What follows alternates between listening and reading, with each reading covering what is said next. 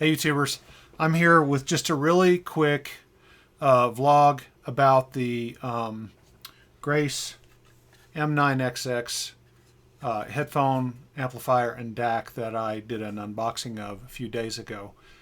I'm doing this because I got it off Massdrop, as I talked about in that video, and it wasn't long after I finished that video that the drop timed out, for lack of a better word. So you couldn't get it anymore, and I think they sold 500 or so. I can't remember. There was some limit, and so the drop went unavailable, and you wouldn't have been able to get it if you wanted to. But you could go join and say you're interested in getting one, and I don't know if any of you did it.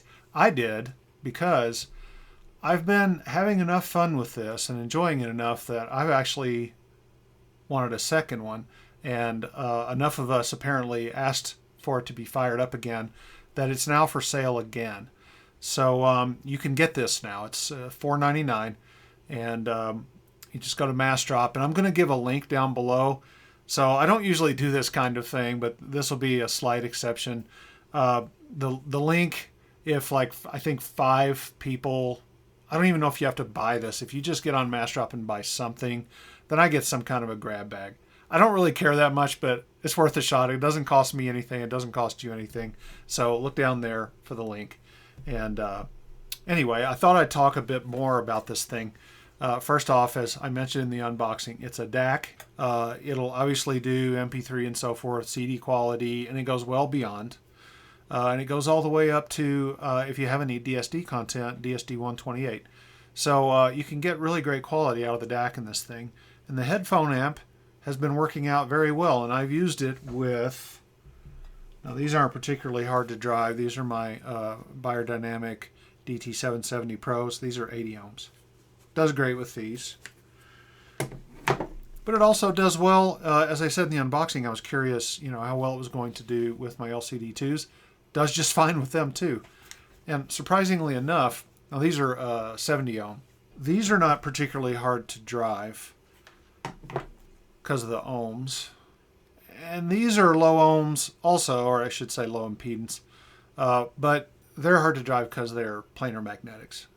And I have found that this drives them just fine. Plenty loud enough, seemingly enough headroom. I'm not hearing any distortion. And so I can add a little bit more to this. You can run this in 2 modes. So one mode is you just plug it into your USB, and it gets powered off the USB. And that works fine. That's kind of low power mode. And it drives both of these sets of headphones just fine. When I plug it in, and you can do that through a second port here, it goes into high power mode. And it does well in that mode too, but it doesn't seem to be 100% required. I've tried it both ways. I'm running it in powered mode just because seems like a good idea. No real reason other than that. I don't notice a large audible difference, if any. Maybe I'm tin-eared. But anyway, it does well either plugged in for high power or just right off USB. When I plug it in, they give you the transformer for that. You saw that in the unboxing. What I've been using is a little phone charger. And so I just do this. And this is just so I don't have to plug it in on my desk. I don't have to, route the power cable. So I'm going to plug this in. And eventually, so there you go. And it says it's in high power mode. And the volume control's on the top. And it's, as I said in the unboxing, incredibly smooth and nice. So one thing to notice with this is when I first plugged this guy in, though, I thought, oh, it's not working. Because, I'm used to kind of going, let's see how this sounds. Well, as it turns out, this thing has a very shallow volume curve. And to get any sound out of my headphones, I have to be above 50. And I'm listening probably anywhere from 75 to 80 plus to get what's good for me, listening levels out of it.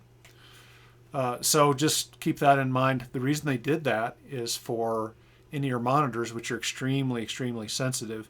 And so down here in this range is the in-ear monitor range. pretty smart. I didn't know that when I first started using it. And then I just wanted to show real quickly how you get the menu going. You just do a long click, the volume control clicks, and then you have menu items here, and you can choose the digital filtering styles if you care about that sort of thing.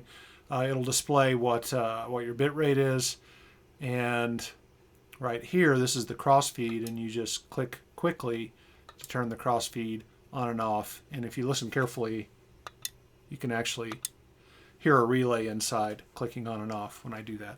And I've been standing here with this stupid thing hanging off the back, which probably isn't very smart. Anyway, I just wanted to say that I like this. I like this well enough that I bought a second one, and so I'm not pumping it. I really like it. And as I said in the unboxing, part of the reason I like it is it has the crossfeed feature, and it's in this tiny package. And it'll let me replace this behemoth right here, which you probably can't see very well. But this is a very nice headphone amplifier, but it's really large, and you know, it's not really going to fit on a desk very easily, that sort of thing.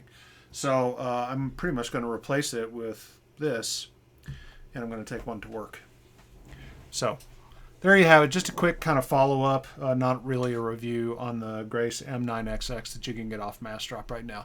So I hope everybody's having a great Thanksgiving. Even if you're in a place that doesn't celebrate Thanksgiving, have a good one anyway. And I will catch you later.